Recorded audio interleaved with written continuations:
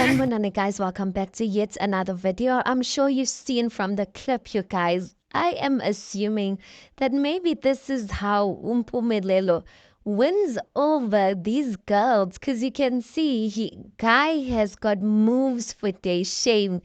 Yana shame he can dance. I guess maybe the moves are scoring him additional points that are maybe these are the moves that are making the girls go crazy. Because kwazibani, we always asking ourselves ukuthi like what is charming these girls so Mpumelelo. So maybe this is one of the reasons, you guys, that Ukai is really good at dancing. He's got charisma, and I guess maybe it adds to his points or adds additionally to the fact that he's quite famous.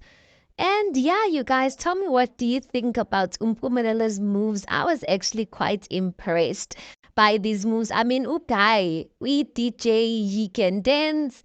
He's Mselegu, he's famous, supposedly has money.